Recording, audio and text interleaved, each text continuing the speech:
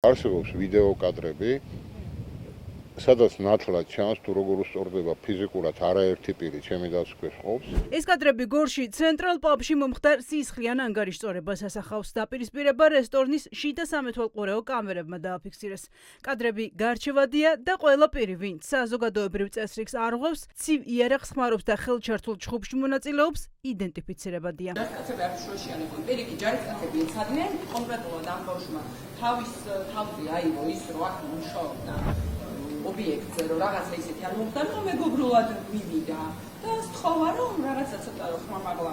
ჩხუბი სტალინის გამზირზე მდებარე პაბის სტუმრებს შორის ხმაურის გამო იწყება. ათკაციან სუფრაზე მჯდომი ჯარისკაცები გვერდზე მაგიდაზე მჯდომ პირებს ხმაურის გამო შენიშვნას აძლევენ და იწყება სიტყვიერი შელაპარაკება. კადრებში გარკვევით ჩანს, რომ სავარაუდოდ ჯარისკაცების ჯგუფი მეორე მაგიდის ორ წევრს ეგრეთ წოდებულ კუპეში უვარდება და სახის და სხეულის სხვადასხვა არეში მუშტებს გამეტებით ურტყამს. 5 წუთიანი დაპირისპირების შემდეგ კადრებში ჩანს, რომ თანასუფრელებს თავისა და ხელის არეში დაჭრილი ჯარისკაცები პაბიდან გაჰყავთ. მეორე სუფრის წევრები მივიდნენ ჩემი დასკვნის ყოფი პირის თანხლებ პირების სუფრასთან.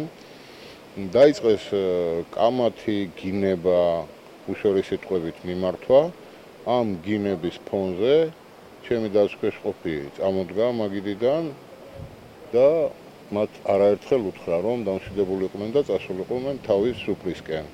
თუმცა ამას კვლავ მოყვა გინება, შემდეგ ჩხუბი ურთიერთ შეხლა შემოხლა. ვიდეო მასალაში გარკვევით ჩანს ალიკა პავლიაშვილიც, კაცი, რომელიც სასამართლომ ორი ჯარისკაცის დაჭრისთვის გუშინ წინასწარ პატიმრობაში გაუშვა. ბრალდებულის ადვოკატი ამტკიცებს, რომ ამ შეხლა შემოხლის დროს ალიკა პავლიაშვილი ჩხუბში მონაწილე ერთ-ერთი პირის მიერ მოქნეული დანით დაიჭრა. თუმცა ამის დადგენა კადრებიდან შეუძლებელია. დაზიანებები, რომელიც ამ დროს ბრალდებულს მიადგა, თვალხილულია ინციდენტიდან 2 დღის შემდეგაც. ფოტოები, სადაც ალიკა პავლიაშვილის სხეულზე სილურჯე და დანით დაზიანებულ ხელს ასახავს, იზოლატორშია გადაღებული. პავლიაშვილს ახლა 7 წლამდე პატიმრობა ემუქრება. მასზე თავდასხმისთვის სასამართლოს ჯერ არავინ დაუკავებია. მეორე სუფრის წევრებს, რომლებიც დაზარალებულად არიან ცნობილი, მათგან ერთ-ერთსაც უნდა ქონოდა სავარაუდოდ ცივი იარაღი. ჯარისკაც?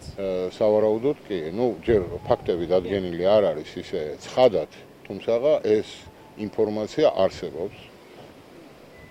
და მოხდა შეხლა შემოხლა ჩხუბი, დაიჭრა რამოდენიმე ადამიანი, მათ შორის დაჭრილია ჩემი დასკვნის ყოფი. ვიქე დაჭრილი, ცივი იარაღი? ცივი იარაღით არის, ხელში დაჭრილი, მას ნაკერები აქვს და ის სამართლობრივი იარაღმა ცივი არა. არა, ის უარყოფს, რომ საკუთარი იარაღით დაიჭრა. ის ინციდენტის მერე თვითონ მივიდა საავადმყოფოში.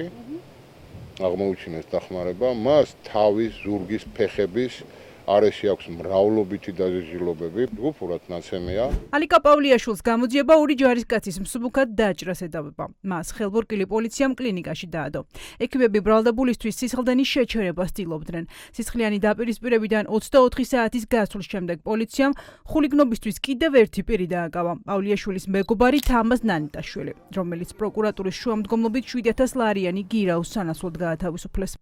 ქონდა გაცილებით უფრო მძიმე კატეგორიის დანაშაულში მქონდა ბრალი წარდგენილი, მეორე წარდგენილი ბრალდება მიეკუთვნებოდა ნაკლებად მძიმე კატეგორიის დანაშაულს. გარდა ამისა, გათვალისწინებული იქნა დანაშაულების ჩადენის გარემოებები, ის გარემოება, რომ ბრალდებულის მიმართ, რომელსაც სახელმწიფო ბრალდება ითხოვდა პატიმრობას, მას ბრალად შერაცხული ქმედება ჩადენილი ქონდა ცივი იარაღის გამოყენებით. საბრალდებო უწყება ამბობს, რომ საქმე სისხლიანი გარჩევის ერთი მონაწილის პატიმრობაში გაშვებით არ დასრულებულა. საგამოძიებო მოქმედებები გრძელდება და პროკურორი არ გამორიცხავს, რომ ცენტრალ პაბში მომხდარი გარჩევის საქმეზე ბრალდებულ პირთა წრე გაიზარდოს. გამოძიება მიმდინარეობს და არ გამორიცხავს, რომ გამოძიების ეტაპზე სხვა პირთა პასუხისმგებლობის საკითხიც დადგეს. და ბრალშიც სწორედ ეს აქვს შერაცხული, რომ ფიზიკური დაპირისპირება მიმდინარეობდა მხარეებს შორის და შესაბამისად დაზიანებას მიიღო დაპირისპირების დროს. მათ შორის ჯარისკაცების პასუხისმგებლობის საკითხი შესაძლოა დადგეს. წინასწარ ვერ გეტყვით ვერავის, გამოძიება ვისაც გამოკვეთავს, ყველა მიეცემა პასუხისმგებაში. ბრალდებულის ადვოკატი საგამოძიებო უწყება საქმის სრულფასოვან გამოძიებას თხოვს. ადვოკატი ითხოვს დადგინდეს, ვინ მიეყენა დაზიანებები მისი დაცვის ქვეშ მყოფს.